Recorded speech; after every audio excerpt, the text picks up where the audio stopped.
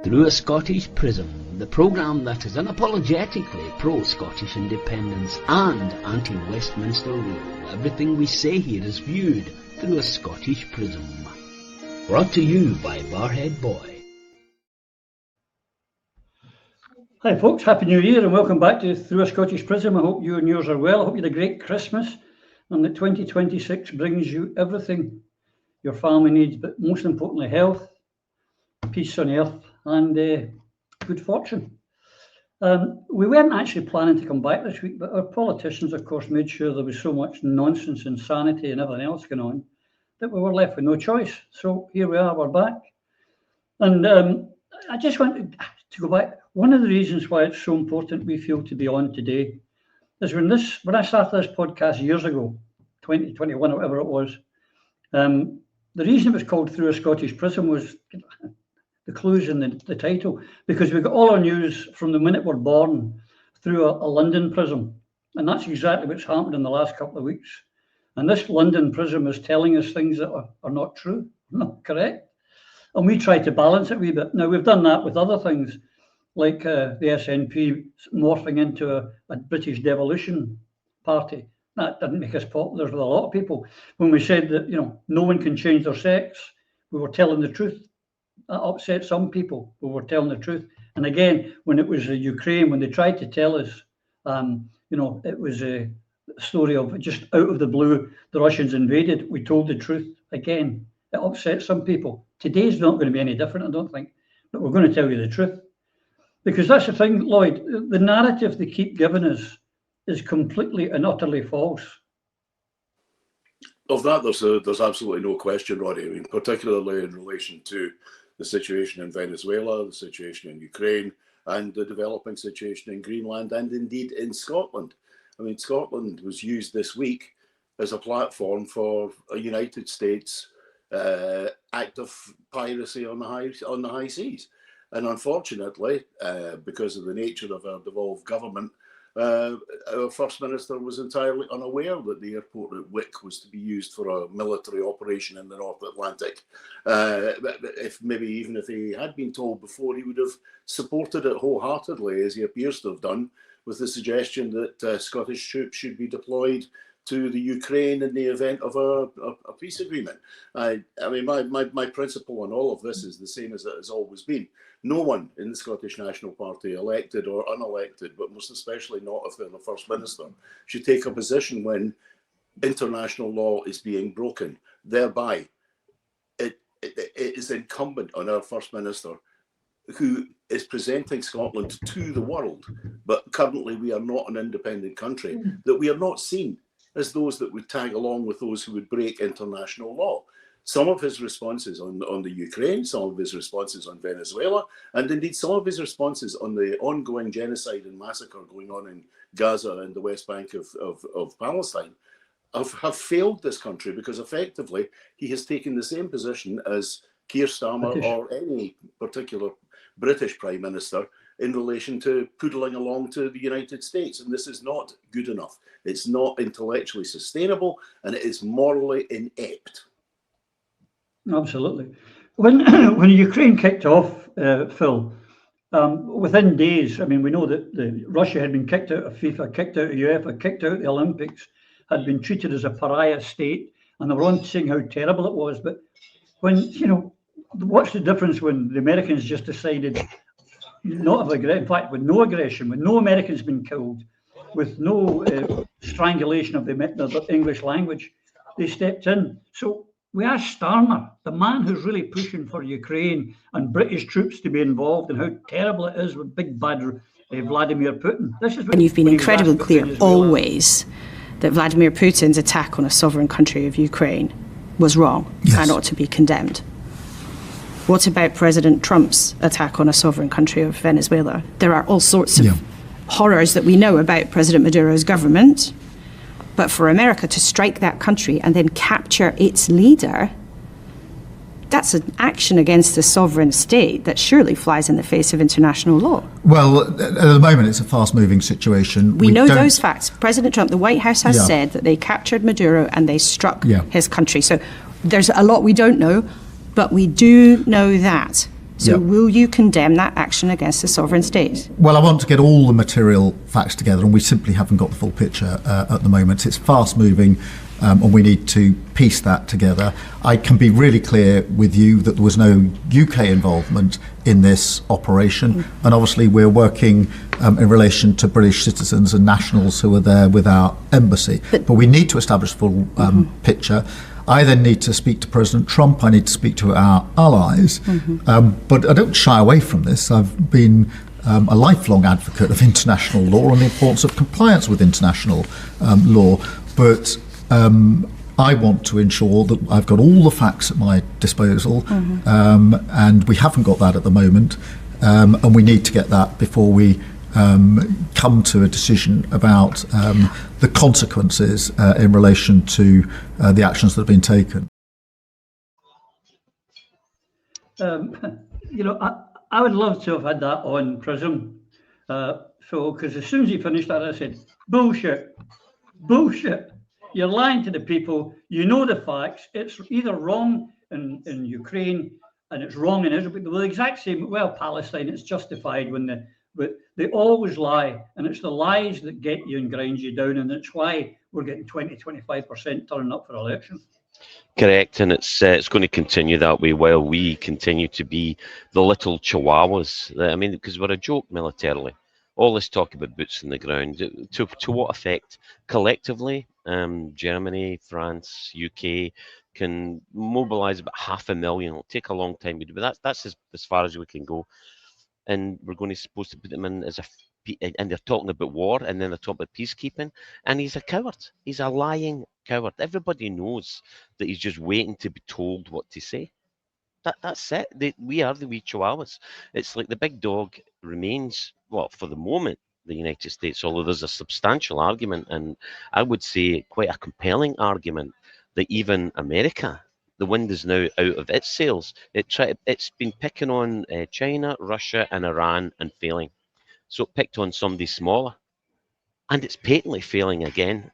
And what we've got here is we have to talk to our allies, he says, which means I'm just waiting to be told what I've got to say. And of course, I won't criticise the big dog because I'm just a wee chihuahua and I'm in their pocket. And the same people that run Britain are the same people that run America, are the same people that run Europe just now. And it's a focus on retaining Western hegemony, which is in rapid decline. And is just about to come off the edge of the cliff or off the edge of the world if you're a flat earther. And if you believe anything Keir Starmer says, you are indeed a flat earther. I mean, there is without any doubt, Alan, it is undeniable. Now, I am not a lawyer, an international lawyer, but we all know under the UN Charter and international law, which is now ignored, it doesn't exist, but that was an act breaking international law. But they always do the same, and I've noticed it with our politicians as well. And they all say, yeah, well, of course, Maduro was illegitimate. Was he? Really? No, in your eyes, he was. They said the same. They don't recognize Vladimir Putin was elected democratically in Russia. They say, oh, no, that's a false election. It's been rigged. They say the same about when the Crimea voted to rejoin Russian Federation, which had something like 120 observers or more, I don't know, 1,200 observers from the international observers. They said, no, we don't recognize it. The Americans didn't recognize the Venezuelan because they didn't like the result. And of course, as Phil has alluded to, all the little sheep in Europe and the UK, they just go, oh yeah, well, we don't recognize it. But notice that just like when they talk about October the 7th, when they're talking about the genocide in Palestine, they open up with, well, Maduro was a bad guy anyway, as if that gives credibility to the Americans breaking international law. Yeah, I mean, the first thing we've got to make quite clear is whether you like the government of Venezuela or not, that is not the question that's being asked here. Correct. The question being asked here is, does another country have the right to enter another country and arrest their leader? No, they don't. Not even under the American law is that allowed, because Congress is the only one that can authorize that kind of action. Trump didn't take that advice and didn't go down that road. He is a criminal. He is a war criminal.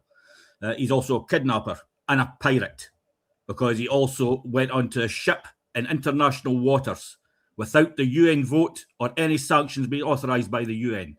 Now, the UN was brought into place to bring world peace. There has not been a year gone by since the UN was put in place that there has not been a war somewhere in this world. The UN is a failed organisation, and that is quite clear. In the 1930s, they appeased Hitler. In fact, the United States and people within the United Kingdom funded the rise of Hitler. That's just a fact. And then the governments appeased him until it got to the stage where he was murdering Jews, trade unionists, gypsy travellers, and a lot of others. That was the responsibility and the fault of those who appeased him. Now we are appeasing Trump because he is in a so-called superpower. America is not a superpower. They have never once won a war on their own. That includes their war of independence, which was held by the French, the Irish, and the Scots. It was also the war of their Civil War was not just won by Americans, because there was a number of slaves who joined them so as they could free themselves as well as the United States. So America has never in the history of their nation won a war on its own. They are not a superpower. They run it with their economy because oil is all paid for under the US dollar. That's what this is all about. And it's time the world took a stance.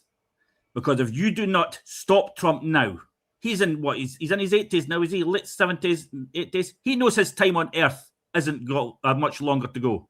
And he's trying to take the whole lot of us with him. He's an evil individual and he must be stopped now.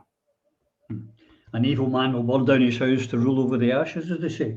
But you're right with that. I mean, let's be honest again, this is not a narrative that they like. We've been told or informed, but the Russians, or the Soviets as they were at that time, the Soviet Union won the war. And it was Marshal Zhukov who was probably more instrumental in winning that war than anyone, that said, you know, we've defeated the German fascists and the West will never forgive us.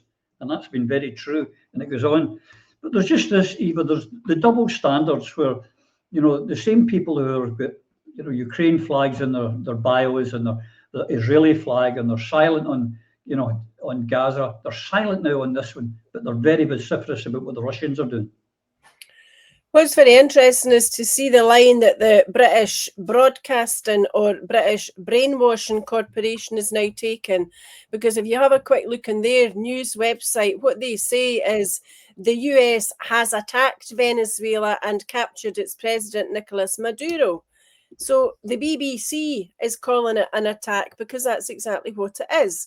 But I gave myself a wee history lesson this week, and I took myself back 5 decades to sitting in a classroom in Alva Academy being taught 20th century history by a great man called Mr. Richardson, best history teacher ever on the planet.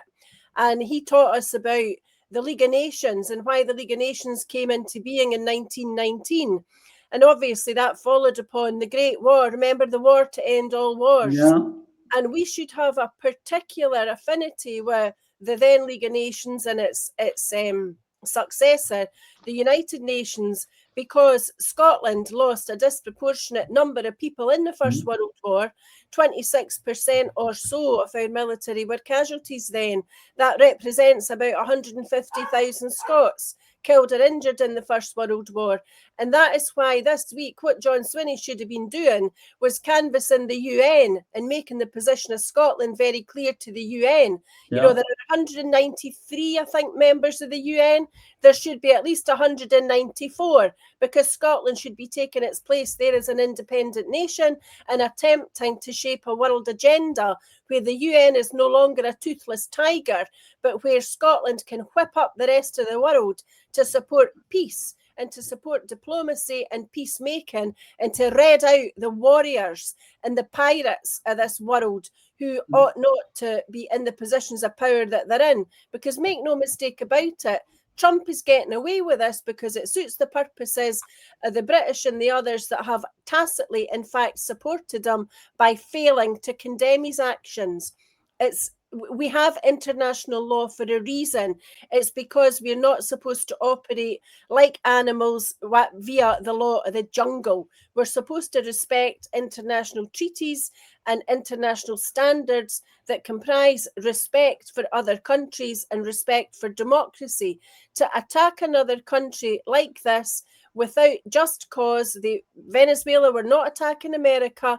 There was no threat to the Americans from the Venezuelans. What there was instead was a lot of literally trumped up nonsense about whether or not drugs had been exported from Venezuela to the USA. Well, whether or not that's the case is completely irrelevant. There is nothing in law, there is nothing in the laws of man, there is nothing in international law, and there's certainly no provision within UN treaties or no international treaties that authorise or create any kind of legitimacy whatsoever to Trump's actions. But we know why he did what he did. It's the petrodollar. It's about world power. It's about force. It's about economic issues. It's about lining his pocket. By no stretch of the imagination was it designed to free or rescue the people of Venezuela, as you'll see from the reactions of many of the people in that country. Whether the man was a goodie or a baddie is completely irrelevant. What Trump did was wrong, and Scotland should be taking a stand and saying loudly and clearly, this is not the way that we should be operating internationally in the 21st century. And for John Swinney to use a few weasel words only and to suggest that he was supporting Keir Starmer, when Keir Starmer can't tell the truth, is absolutely and utterly poor leadership from John. I would suggest that there is no leadership coming from him at all at a very dangerous time in history when Scotland desperately needs a man of the calibre of Alex Salmond. What would he have had to say about Trump's behaviour? An awful lot stronger reaction would have come from him than you've seen from any Scottish party leader so far. Absolutely. This myth about the drugs, I think we've all heard things, Lloyd, that not very little drugs come from Venezuela. Some do, but I think about 1% of anything that goes into comes through Venezuela. Now the whole pretext of this was that they were running drugs and fentanyl and everything into America, which they're not. But in the same week as they invaded, two things of note. They pardoned the Honduran president who had a 50-year jail sentence, or ex-president in America, for putting in 400 kilos of coke into America. Trump pardoned him the week before and then was complaining about drug trafficking into America. The hypocrisy, I mean, it's on stilts. I think the problem isn't actually hypocrisy, Roddy. I think it's utter stupidity. They get an idea in their head that they're going to do something, then they seek around for an excuse. I mean, there's quite a remarkable parallel with the rhetoric there was before the invasion of Panama and the removal of Noriega, the president of Panama, who was involved in the drug trade. It's a narrative that they've developed that they think will work well. But I think, the real hypocrisy is the fact that during the Soviet incursion or the Soviet war with Afghanistan in the late 80s, the CIA ran effectively the world's heroin trade to provide money for the Mujahideen to fight the Russians. And the other thing here is, and I think this is really, really important, we as a country are now involved. The people of Venezuela and the people of Russia, more importantly, have seen those US aircraft landing at Wick, having previously, during the previous couple of hours, deposited American soldiers on a Russian ship in the North Atlantic. So this idea that Scotland has no part in this is actually a complete fallacy. And it's the most dangerous part of the whole problem we have of not being independent. We do not have any say, control, or even the ear of those that are making decisions about military and diplomatic matters that could result in mass death in our country, namely the British government. Now, I remember very, very clearly in the run-up to the Scottish Parliament election in 1999, when the United States, with a coalition of the willing, decided it was going to bomb Serbia. And the leader of my party at the time, a certain Alex Salmond, made a very clear statement that any breach of international law was wrong and was what he termed unpardonable folly. There were those in the leadership of the Scottish National Party, including the current First Minister, who thought that Alec had taken a misstep. What Alec did would cost us votes. I'm terribly sorry. If stating your belief and support for international law will cost you votes, then you really need to have a better policy portfolio. Also, more importantly, any politician in the world who believes that to ignore international law for the sake of votes at the next election is a worthy line to take, then they really are, without doubt, in the wrong game. Because politics, I'm sorry I used the phrase game, is not a game. Politics at its hardest edge means the death of people. Human beings die when politics goes badly wrong. We as a country want to be part of the international world. What does it say to the international world when they see pictures of United States aircraft landing at a civilian airport in Scotland, like those many aircraft that transported weapons to the Israelis during and currently are still doing from Prestwick to during the current genocide in the West Bank and in Gaza? What it says is that Scotland is compliant with this, that Scotland supports this. John Swinney does not have the right to make statements like that on behalf of the people of this country. More importantly, he should have the responsibility to understand that stating that you reject international law before we even become a member of the United Nations and have rights under international law is a cardinal folly. And let's face the reality here. So long as we have a First Minister who will not recognise that the responsibility he bears is to speak on behalf of the nation, not to speak on behalf of the needs of the Scottish National Party and on the run-up to an election later this year. Well, all that is happening here is we are being presented to the world as simply a reflection of Starmer's Britain. Our people do not wish to be a reflection of Starmer's Britain. If they did, 55% of them wouldn't want independence. It would be the other way round. Absolutely. But it is, as I get going about, Phil, it's a lying. You were told up the front that it's because the drugs are getting run in and it's a cartel and they've got to be removed. Here's Trump. But in terms of other countries that want oil, we're in the oil business. We're going to sell it to them. We're not going to say we're not going to give it to them. In other words, we'll be selling oil probably in much larger doses because they couldn't produce very much because their infrastructure was so bad. So we'll be selling large amounts of oil to other countries. Yeah, he didn't mention drugs once. He didn't mention, say, that's the flow of drugs. So can we imagine now, Phil, of course, that there'll be no more drugs, no more fentanyl in America because he stopped the flow?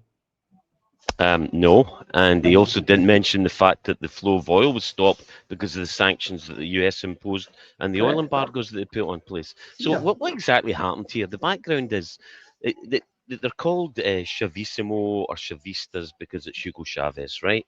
From 1999 to 2013, he was the president, socialist movement, but kind of big movement in South America, completely the opposite of what America wants. They want wee puppets who continue. For example, Colombia, but 90% of the cocaine and drugs that come into America are produced in Colombia and come through Mexico.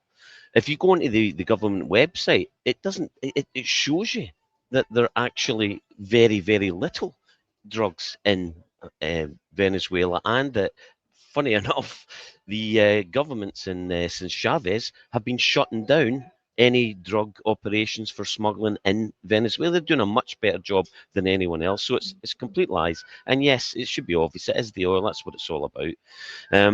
Now, what happened here? The US sanctions in Venezuela in 2002, 2005, really just after Chavez came in, and it made much worse for the people in Venezuela, with the oil production in particular being reduced. And how they do it is they attack it through using, they won't insure your tankers because it's all Western insurance companies. All the set up and infrastructure and organizations done through that, the processing, they embargo it, just what they're doing to everybody else.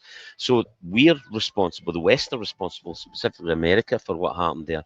Obama set up sanctions in the second part of his time in office, and Trump did in his first term in 2016, to put even more extreme, crippling sanctions against Venezuela, which massively reduced oil exports. And the lie that the the Maduro ruined his country's economy is evident. It's a lie. It's a lie.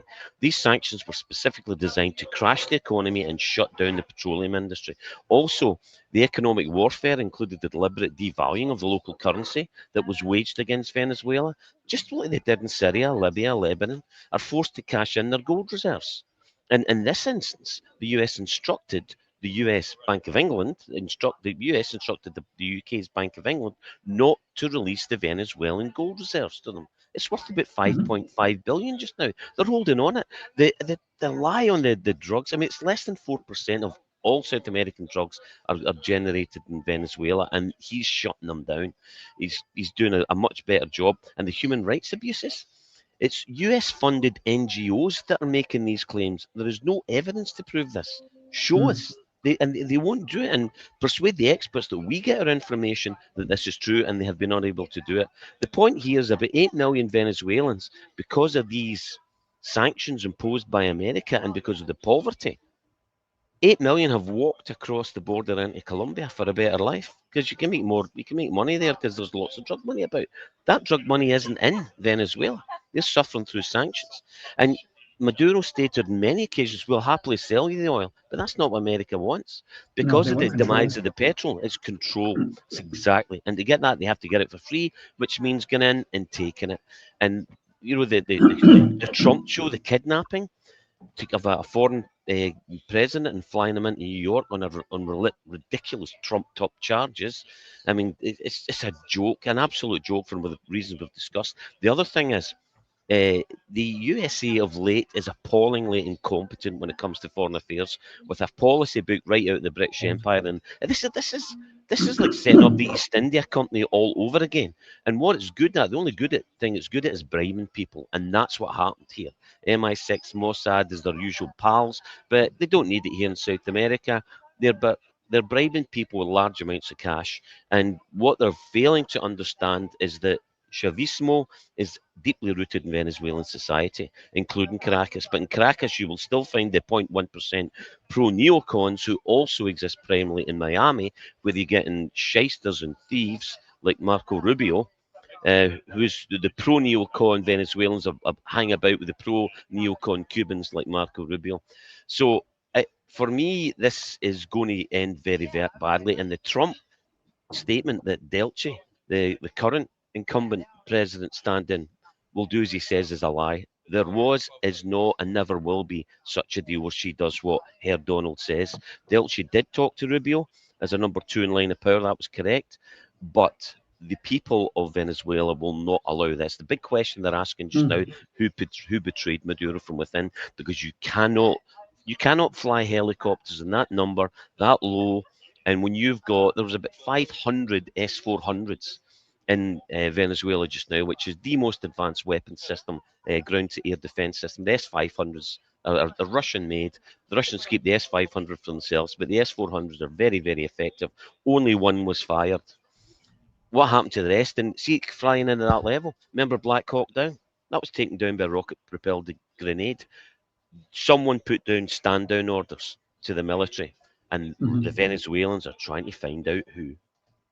Yeah, you get bought and sold for English gold, bought and sold for Yankee gold, bought and sold for Israeli gold. That is the absolute way of the West.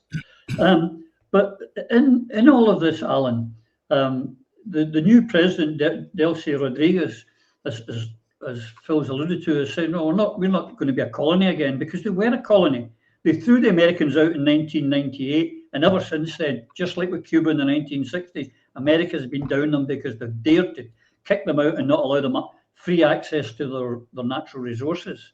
So unless the Americans put boots on the ground, he can talk all he likes and say, well, we'll do this and we'll do that. He's going to need to send in troops if he wants to control that. And if he does that, this is a huge country with massive rainforest, guerrilla warfare. This is Vietnam, Afghanistan, all rolled into one coming up. Yeah, I mean, Trump, I mean, you talked about the drugs. Trump could stop the largest drug and money laundering cartel in an instant, and that is by disbanding the CIA, because they are the biggest one going. But he doesn't want to do that because that brings investment and money into his government. But I mean, Trump also goes on about these people being undemocratic. How many people have America imposed on other countries to be their leaders? Because they do it every single time. They did it in Cuba. They did it in Iraq. They just want their own placemen in there. And what we see in Scotland with John Swinney supporting the actions is that Scotland now has a 4-layer government system. We have John Swinney controlled by Starmer. We have Starmer controlled by Donald Trump. And we have Donald Trump controlled by Netanyahu. Because Netanyahu is at the top of this tree to deflect away from the murder that he is imposing on the Palestinians. That's where the real truth is coming from. And we cannot close our eyes and ignore this. I mean, Trump is also using these little things as deflections because the Epstein files are coming out slowly but surely, and his name is all over them. He's trying to hide the fact that he was heavily involved in Epstein. And people have got to waken up to this. Stop listening to the bullshit and the deflections, and stop letting them use 1984 as an instruction manual. Start believing what you are seeing. The governments may not like it, but that is the fact and that is the truth that is happening on the ground. And until you start challenging it, then they will continue doing it.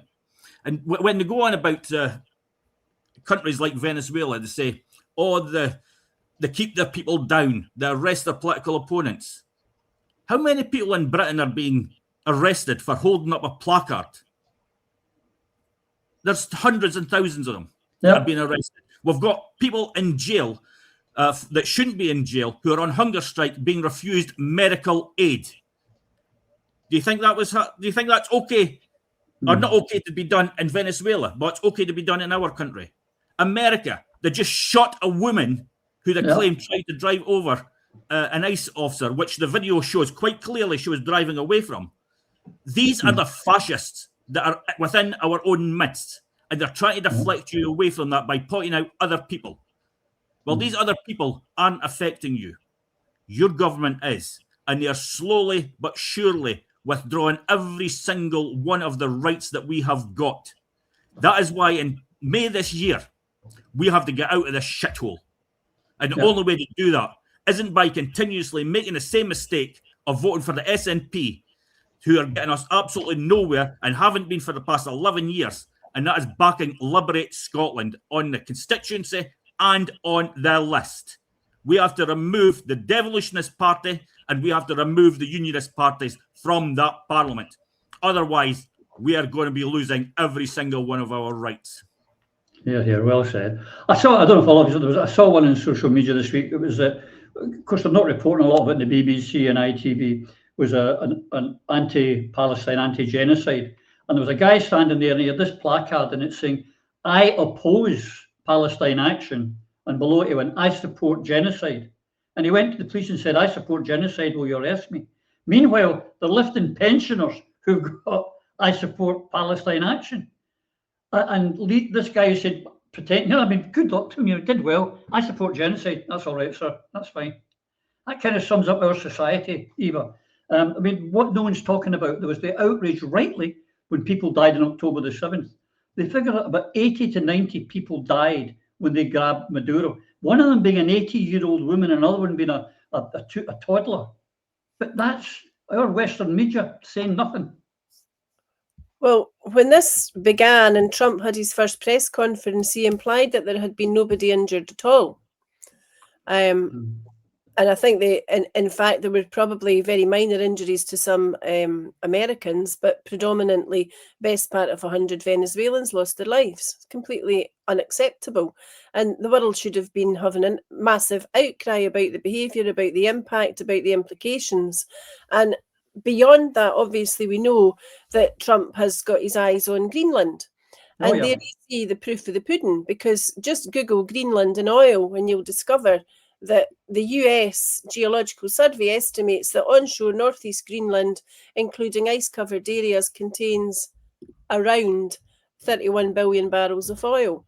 Now, Greenland is obviously semi-independent, if you like. It's in essence, I suppose, devolved because it's part of Denmark, but has a fair amount of autonomy.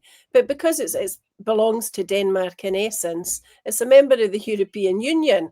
So the leaders of the European Union and all leaders of all countries that are either within the European Union, used to be in the European Union, and the John Swinney, who wants Scotland back in the European Union, should all be condemning Trump's behaviour towards Venezuela and pointing out that a line in the ice should be drawn in respect to Greenland, because he should get his paws and his sights off Greenland, which is nothing to do with the USA, but clearly it's on his list of to-do things, which just goes to show, A, the man is out of control, but B, those who are controlling him, who are not the people of the USA, are again the petrochemical industry, the petrodollar, big business, and ultimately what's not there is thought for the common man, whether in the USA, Venezuela, Greenland, or elsewhere. I mean, you saw the other day, John Swinney was talking about how he was troubled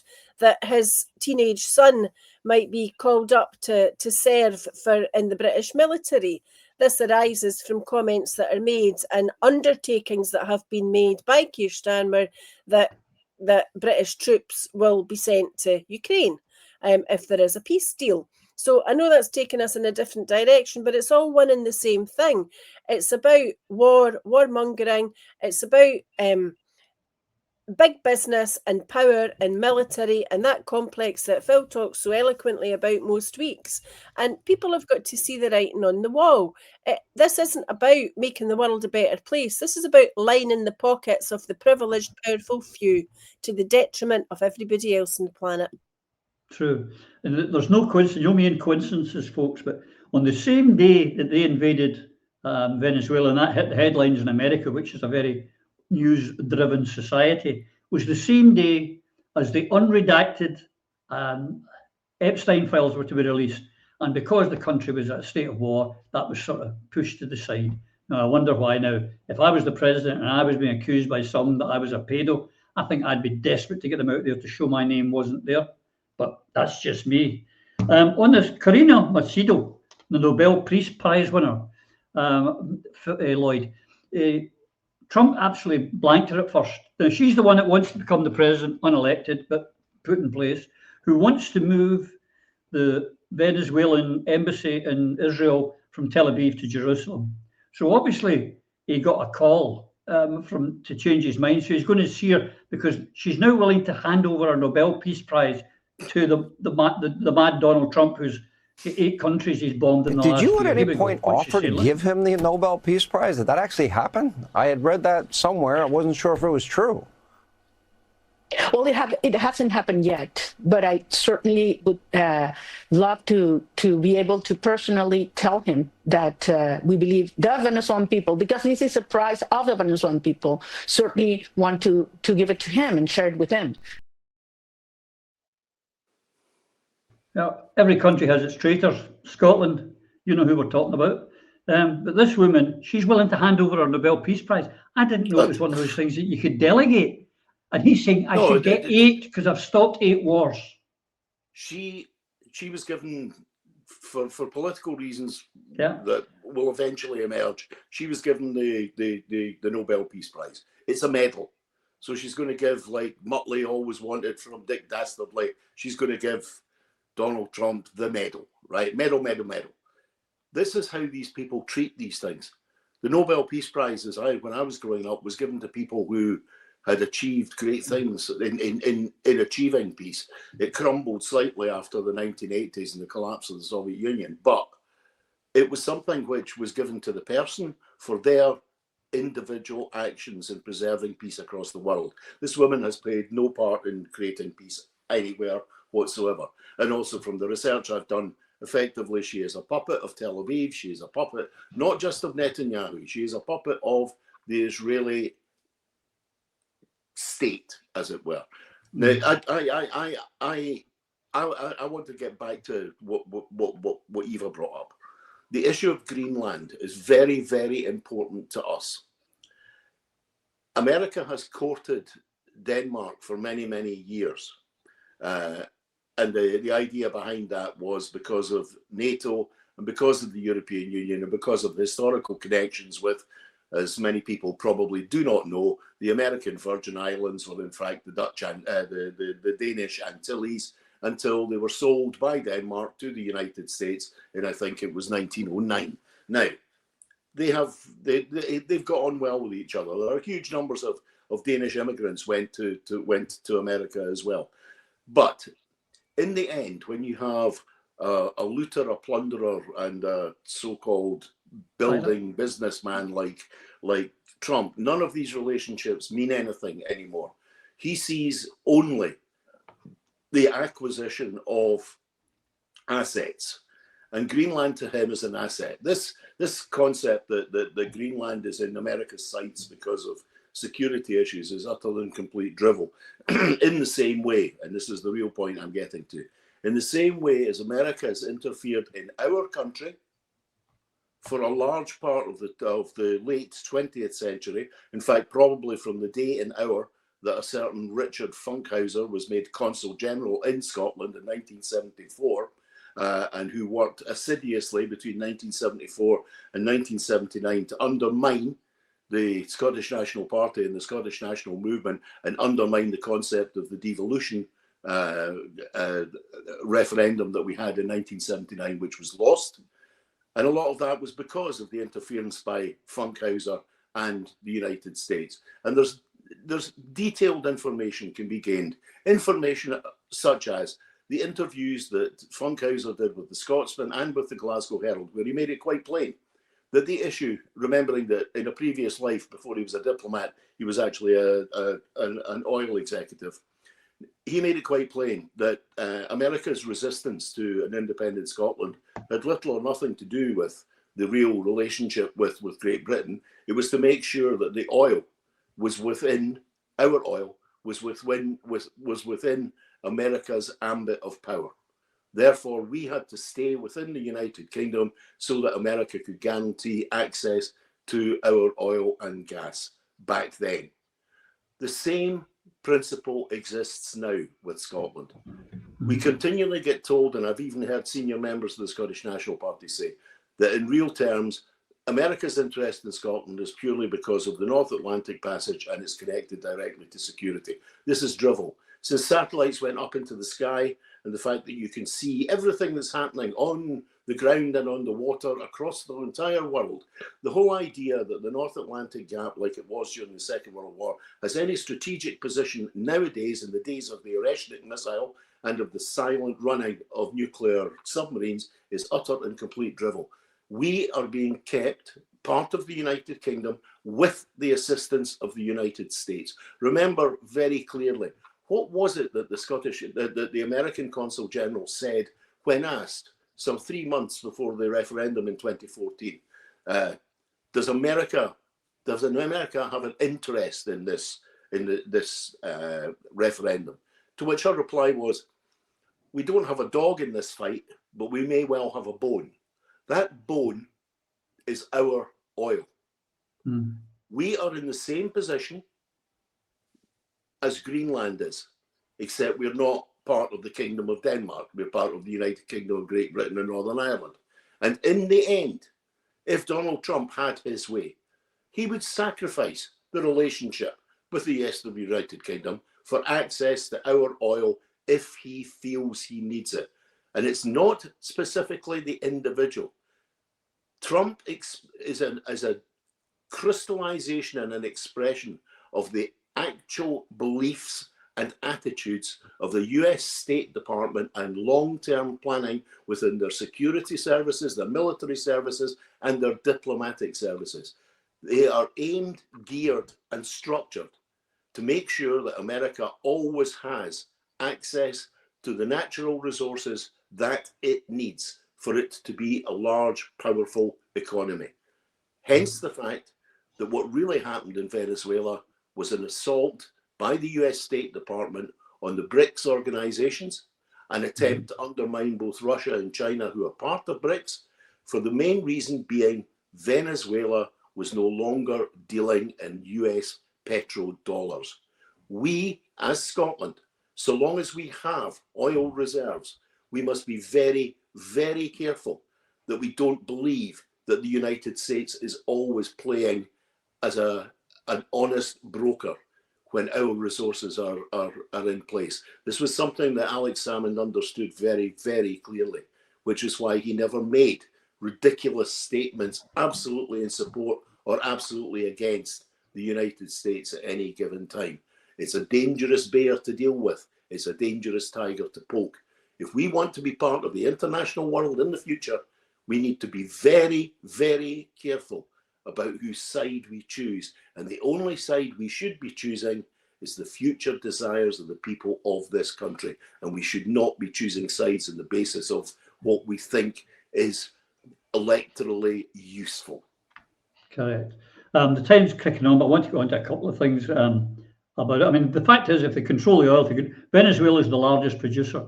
Iran's not far behind. If America controls, they already control all the oil in the Middle East, if you like, by patronage. If they get Venezuela, then they get Iran. Suddenly China is in a problem they can only get from Russia. It's that sort of big geopolitical games they're playing. It's ridiculous. At this time last year, Phil, just touching again on Greenland, Mette Frederiksen, the Prime Minister of Denmark, in her first speech of 2025, she was saying that, you know, Denmark and Europe only has one enemy, and we should be very wary. And that enemy is Vladimir Putin and the big bad Russians. And here we are a year later. It's the Americans that are threatening to take their territory, not the Russians, not the Chinese, not the Iranians, not the Democratic Republic of North Korea, who we're all told to hate. They're the bad guys. It's the Americans. They want Greenland. 100%. And she's probably with her twiddling her thumbs right now, having a wee quick reconsider here. I saw a great meme. It was a map of Greenland with a giant Lego wall built around it. But you're going to need more than Lego to stop this from happening, because this is commercial. This is about money, and we've all touched on it. This is the eternal war and banking. You know, and this, we can't say we weren't warned. Why is this happening, and who's behind it? Well, bear in mind that Dwight D. Eisenhower, the president, in 1961, in his farewell address, warned against the dangers of the military-industrial complex, emphasizing the need for vigilance to prevent this influence on government and society and the very real risk of eternal war. That was his words. On banking, Thomas Jefferson stated, if the American people ever allow private banks to control the issue of their currency, first by inflation, then by deflation, the banks will deprive the people of all property until the children wake up homeless on the continent their fathers conquered. The issuing powers should be taken from the banks and restored to the people to whom it properly belongs. Now, this goes on through Jefferson, Madison, Lincoln, and I'm quoting that because, you know, this is the country we invented, you know, that Europe invented to get away from kings and tyrants and central banking. But they've been captured just as we have. And when did they really take control? Over 100 years ago, it was the Rothschilds that started financing both sides. I think it was Waterloo was the first battle where the Rothschilds had funded both sides of it. World War I and World War II, massive amounts of debt. But the way they've done it, it was absolute genius. It was really brilliant when you think about it from a strategic greed perspective. But what they've done is they've created eternal war for money. And the ultimate pyramid here was something called, just touch on this briefly, because these are our real enemies are. It's a bank called the Bank of International Settlement. Please check out the Tucker Carlson interview with the brilliant Catherine Austin Fitts, the former Bush administration official, on how America's leaders gave up on the country in the 1990s, began stealing trillions, and built a digital prison to control the population. It's phenomenal, especially about 25 minutes in, which explains what the Bank of International Settlement. This is the central bank of central banks, okay? Based in Basel, it's 63 of the most powerful central banks around the world as its members. The New York Fed and the Fed are both shareholders and have been since the 90s. And it was set up nominally after World War I to manage Germans' reparations to France. But there's two critical things you need to know about it. One, it has sovereign immunity. Yes, a bank that is above the law. in its own country. It has its own police force, technically, in Basel. And other than one of its staff having a car accident or something minor, no one in no country has the legal right to move against it. It can also move money and hold it on its balance sheet secretly. See, so the billions stolen under PPE, the billions stolen in the Ukraine war, the billions that are being stolen just now all across the world by these shysters that are putting our children at risk and into war, it'll end up in the Bank of International Settlement, and there's not a thing we can do about it. That's the problem. And there's a brilliant book out there called The Tower of Basel by Hungarian journalist Adam Libor. It tells you basically the story of the secret bank that run the world. Know thine enemy, folks. Know thine enemy. It's not the puppets that are the politicians. It's high finance and banks. They're the guys we really should be going after. The French had an idea that worked a wee while ago. Wee revolution, a wee slicey thing. I think it was for taking the end of cigars off. Maybe I'm wrong. Who knows? I know I'd take the end off with some of them. Anyway, the clock's beginning to click on. I want to move on, if I may. I mean, I think to encapsulate, it's an illegal invasion, folks. No matter what the BBC or CNN or Sky or ITV tell you, they've broken international law. Our politicians in the West are too cowardly, too sycophantic, too weak to actually call it out for what it is, the hypocrisy. And it will continue. We need to be like Ireland and be neutral and get the hell out of Dodge. That's what we need. But here's moving on, because this is an election year, Alan, and there'll be more as the months go on. But this is Swinney. I want to listen to this because I've got questions, folks. And so you can guarantee 100% then.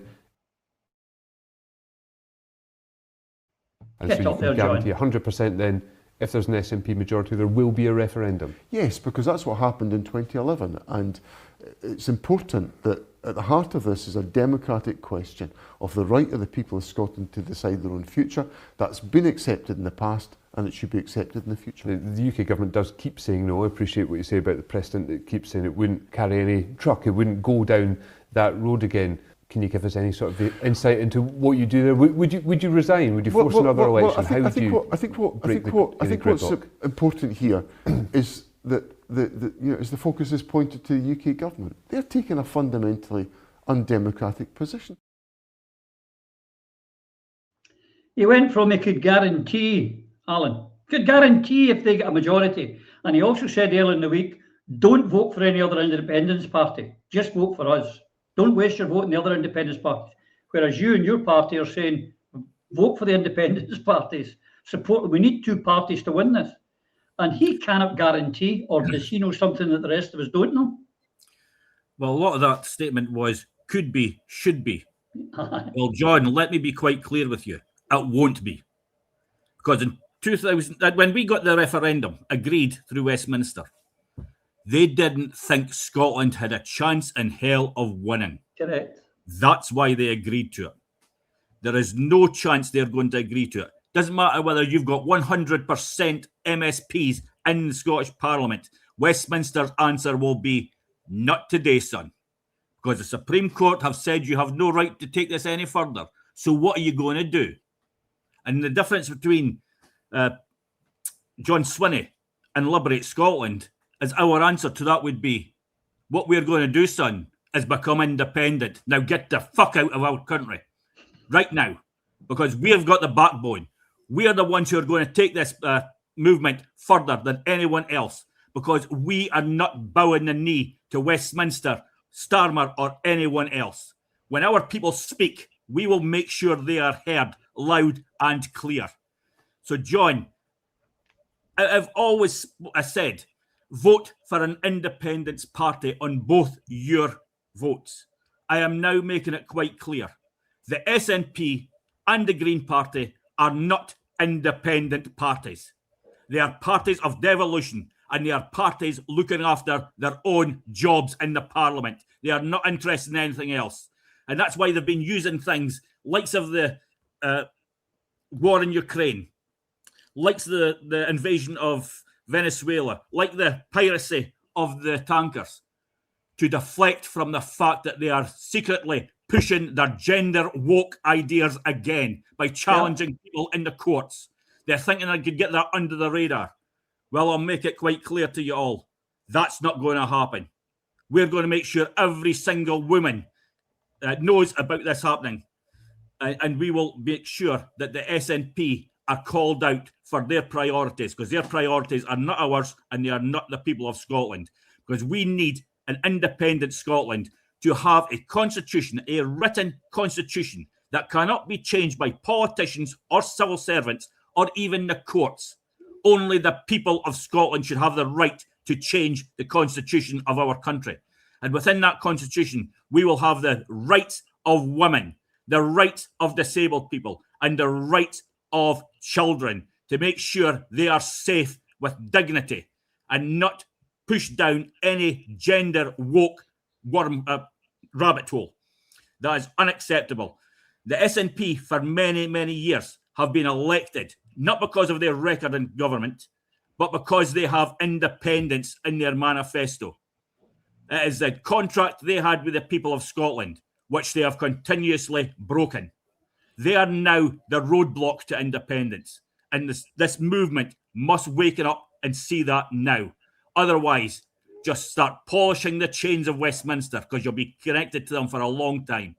We have to do what Ireland did in 1919. We have to remove the fake party of independence and replace them with those who have got the bottle and the backbone to not take no for an answer from Westminster. We have to have the people who will go into that parliament and say, the people of Scotland have spoken loudly and clearly, and we are here to deliver their wishes. And that is an independent Scotland now. Not in the future, not after a referendum. Here and now, the people have spoken. Here, well said, Alan. We felt the need, Eva, to come back here today a week earlier than we had actually all planned, because of the worry and the concern that there could be in a world war when Scots could be getting sent to die in foreign fields. But our John, one, he's saying he can guarantee a referendum, and also he spent his week doing what? Trying to get a bank holiday for the World Cup on the day after the World Cup so we can enjoy it now. Laudable as it may be, why is the SNP not before now perhaps made St Andrew's Day a public holiday? Why now? You would actually think that the SNP are doing everything they can to prevent independence happening. Because it's abundantly clear that very many of their supporters and their active members know perfectly well what the rest of us out with the SNP now know, which is that there will never be another Section 30 referendum. And yet that's the policy that John consistently hitches his wagon to. So can we just remind ourselves what his policy actually is? It's to plead with Westminster for a referendum. And a Section 30 referendum in Scotland refers to a mechanism whereby the UK Parliament, Westminster, temporarily grants to the Scottish Parliament the legal power to legislate for a Scottish independence referendum. So John's policy is to plead and beg with Westminster, when what Scotland needs is a solution made in Scotland, by Scotland, for Scotland. And that's why I watched in awe as the rebels of the SNP moved their amendment at the SNP conference last October, and how I wish they had succeeded, because their line in essence is that we should have a referendum, a plebiscite, a de facto referendum at the Holyrood election this year. In essence, that's the Liberate Scotland line, that a vote for an independence candidate should be a vote for independence, nothing less. That's why it's the Alliance to Liberate Scotland strapline, independence, nothing less, and sort out everything else afterwards. It's the only policy that we need. And if the SNP want independence, they would agree with Liberate Scotland, and we would be having talks deciding which candidates would be standing in which constituency. But because the SNP have set their face against independence, Liberate Scotland are standing against them in the constituencies, because that's the only way we will achieve our independence. We're standing in the lists as well. Albert are standing in the lists.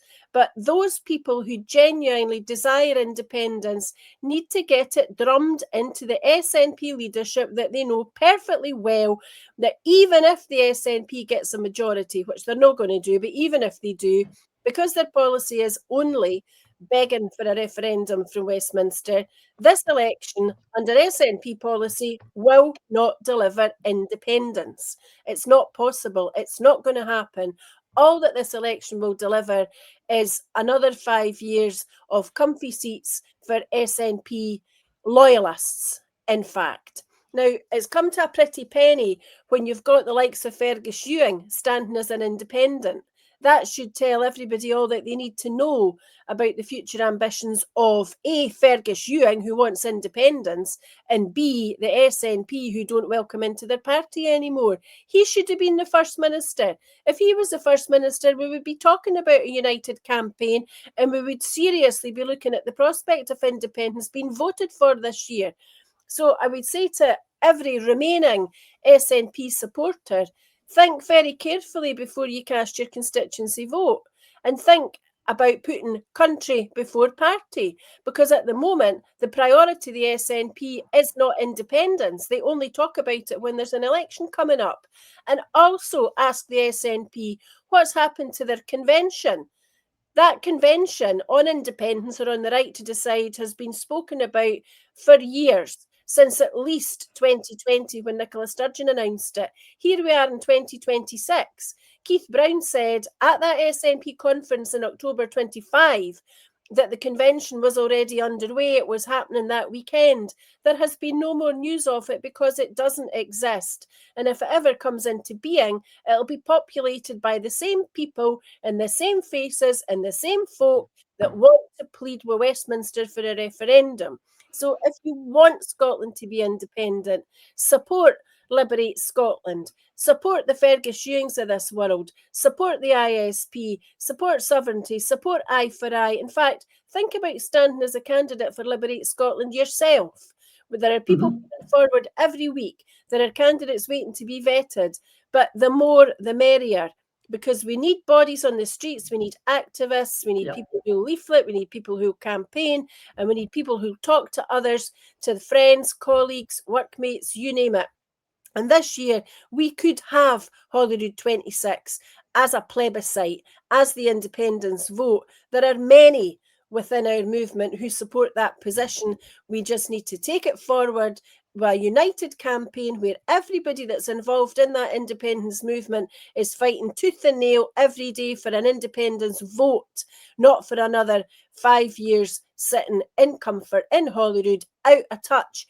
Robin McAlpine wrote this week about how if you don't see the problem, you can't understand it and you don't fix it. Well, most of the politicians who are either sitting inside Holyrood just now or the party politicians who want to be in Holyrood after this year's election are out of touch with the normal people of Scotland, the ordinary folk of Scotland, because they don't understand about the cost of living. They seem not to care about energy prices. They seem not actually to care or to have any realistic prospects of resolving housing issues, problems in the NHS, problems in education. They just paper over them, they ignore them, they come out with sound bites about waiting lists. Well, good friend of Prism, Valeria, tweeted during the week about a friend of hers, a pensioner who fell and was lying outside in the cold on concrete outside her flat in Glasgow and was going to have to wait several hours for an ambulance to come and collect her. There are good parts of the NHS in Scotland, of course there are, but there are some aspects which ought not to be airbrushed out, and we need politicians who tell the truth and who are honest about deficiencies in services, all of which would be fixed had we control of our own resources and spent our money on bairns, not bombs, and where debates were about tackling poverty, tackling homelessness, tackling the housing crisis, creating jobs for teachers, paying for university and college places, and not arguing about whether or not our bairns were going to the front line for Ukraine or any other foreign country. Your Doug agrees with you. This was out as well. There was a poll that said that, in the event of Farage getting in, then 62% of the people would vote for independence. But still, if you like, for a better phrase, flatlining. The SNP are still around about 30, 35, Lloyd. And is it any wonder when John Swinney comes out with this sort of thing? Don't vote for anyone but the SNP. Don't waste your vote. Waste your vote for an independence party? How could you say that? We're not even saying it's a waste for them. Well, it is actually a waste for them. But we need to get people to understand they're devolutionists. They're not independentistas anymore. They're not the party that I joined in 1968, you joined in the 70s, and Eva, 80s, 70s, 80s, same with Alan. It's not the same party. No, it's not. And I think, we came back from our holidays early, partly because of the international situation. But in reality, this 1 week in itself shows you the incompetence of the government, the Scottish National Party government under John Swinney. It shows its complete distance from the realities of day-to-day life with the people. If we start at the beginning of the week, you have a Justice Minister who's found to have misled Parliament and indeed to have lied, who survives a vote of confidence, but a backbench member of Parliament who happened to make a tweet about possibly making a complaint about a committee vice convener is thrown out of Parliament for 2 days. Now, there's that. And then we have the announcement about the public holiday, but then we discover that the public holiday will probably only apply to people who work for the Scottish Government, and it will be at the discretion of local government whether they apply that. Then we have the extraordinary situation where John Swinney announces that he believes that only a vote for the Scottish National Party can deliver independence, and that he promises that we are going to get a referendum, when in actual fact all the arithmetic tells us that to vote for the SNP 1 and 2 at the next election will result in Reform gaining exactly that number of seats that opinion polls seem to be showing us. Now, what I don't understand is how the leader of the Scottish National Party believes that the best and most effective campaign to get him a majority is to effectively convince unionists to vote for the Scottish National Party on the list. Because by doing that, they will let the Tories, the Liberals, the Labour Party and Reform in on the regional list. It's effectively given a cheap campaign tool to Reform. And I've noticed on social media just exactly the line that Reform are taking. Now, if John genuinely believed in independence, and if his campaign coordinator believed in independence, then we would be having the convention, we would be having SNP support for the umbrella position of Liberate Scotland. And indeed, we would have Alba supporting the umbrella position of Liberate Scotland. But unfortunately, we appear to be in a situation where people's egos and their support for their parties are of primacy. But in reality, it's doing the work of the British state. Effectively, they're supporting and continuing to support the remaining of us within the union. And I can't for the life of me understand how they do not see this, how the leadership must see it, because they've been over enough elections. But then again, I'm reminded of going into the election in 2003, where John made promises right, left and centre, none of which were focused on independence.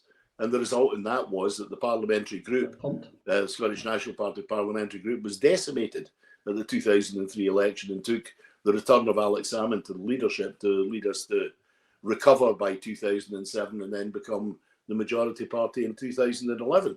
I think we are all now trapped entirely by the egos at the top of the Scottish National Party.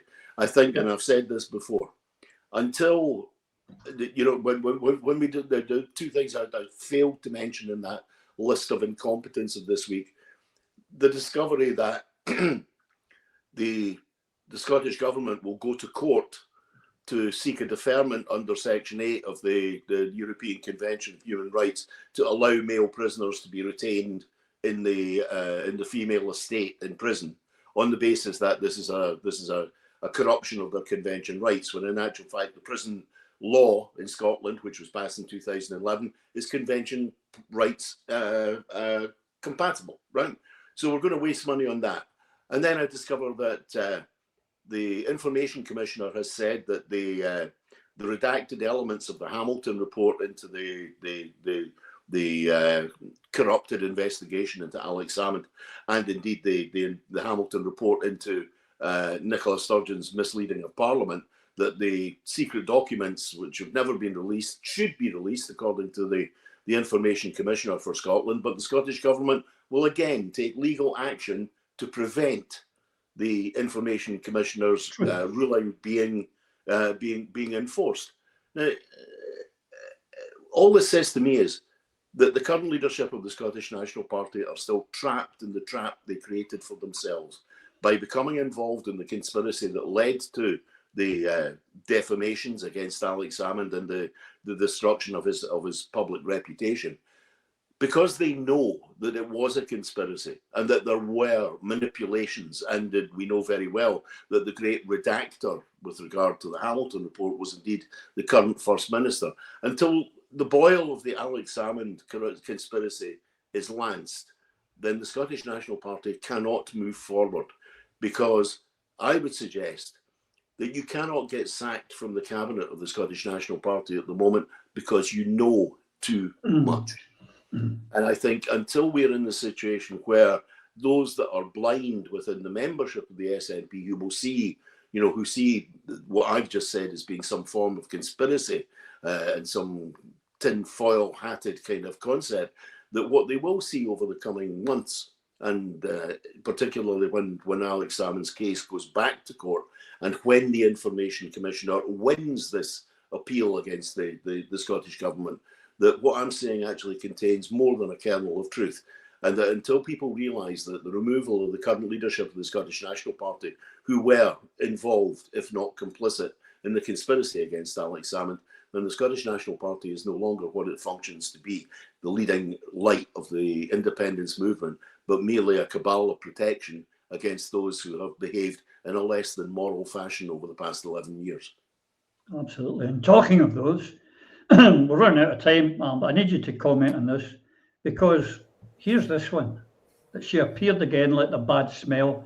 I'm looking forward to getting my revenge, says Nicola Sturgeon. She's going to attack all of it. She would have a murder on every page in this novel that she's getting written for her by Val, Big Val, and it's going to be one of her, she's going to make sure it's one of her detractors, her enemies. And I'll bet you this, Alan, I'll bet you it's every one of them's an independentista. There'll be no unionists that are enemies to her.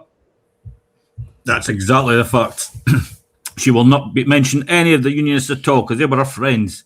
They pamper to her, just like some of the ones in the SNP that are devolutionists, all pamper to her. But this is the biggest problem. She's always been vindictive. And that is why the SNP government, under her and continuing since then, have took vindictive legal action and appeals through the courts, costing hundreds of millions of pounds.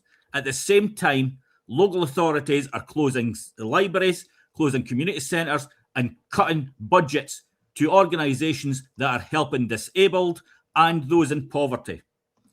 That is where the waste of money coming through because of vindictiveness and her hatred of anyone who challenged her. Because Nicola thought she was the queen bee. And I've got to say, it was the movement's fault at the beginning. We put her up on a pedestal, and we must never, ever make that mistake ever again. Nobody is above this movement.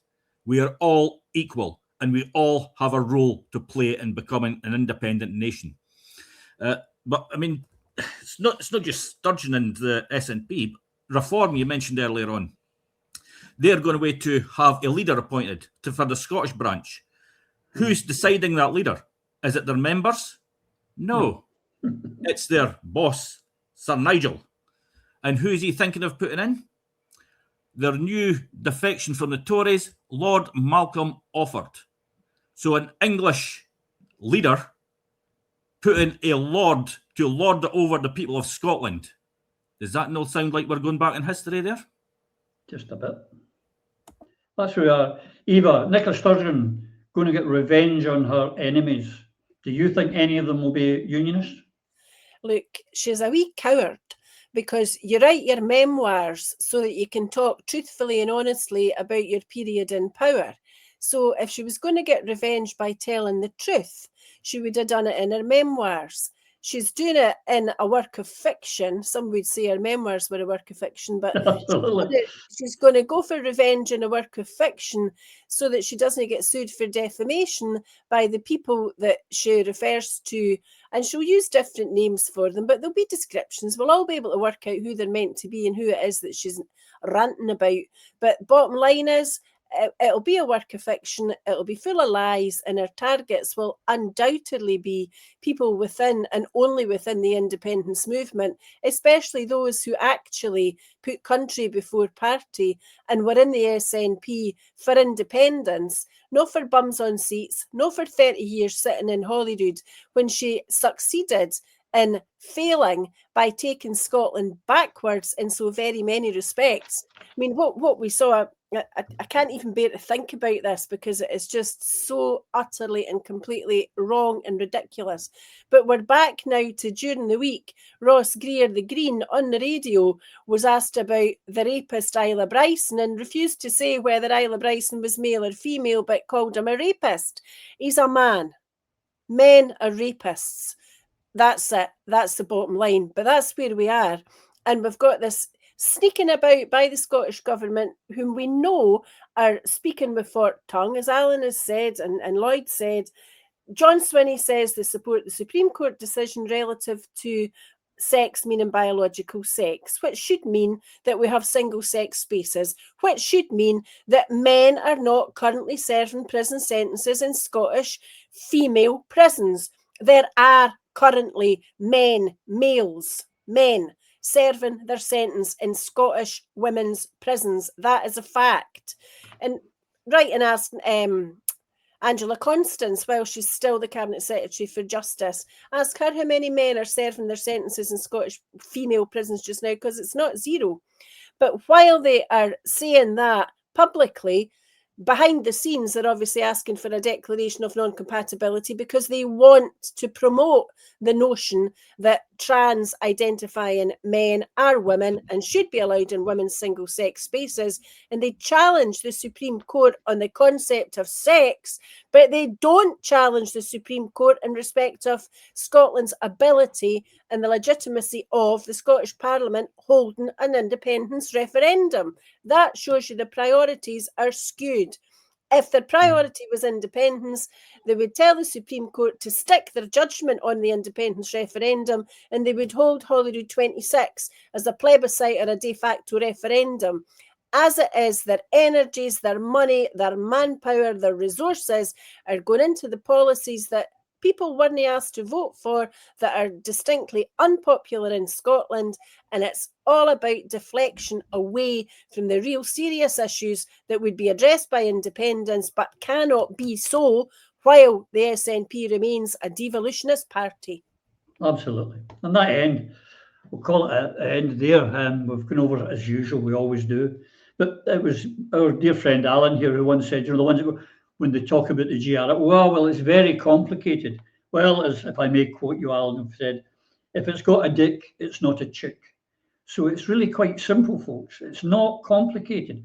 And remember, think about it. The government that lies to you about a genocide, the governments and these politicians that lie to you about a man or a woman can change their sex, they tell you what, you know, they're invading countries and killing people, innocent people, because it's for drugs when we know it's not. When they keep lying to you, what else are they lying to you about? The answer's simple. Everything. Everything. Because they want, and you've got, and they don't want it. And I was going to, if Phil we lost during the show there, had to board the plane. But his great pal, George Carlin, used to say, you know, it's a big club and we ain't in it. That's the problem. Look, going on in this year, ladies and gentlemen, we'll be coming back to midweek shows as well. We've got an election year. We've got an election to win or an election not to lose. It's so vital. We will be back very, very soon. And until we are, you and yours, please, please take care. Through a Scottish Prism, the programme that is unapologetically pro-Scottish independence and anti-Westminster rule. Everything we say here is viewed through a Scottish prism. Brought to you by Barhead Boy.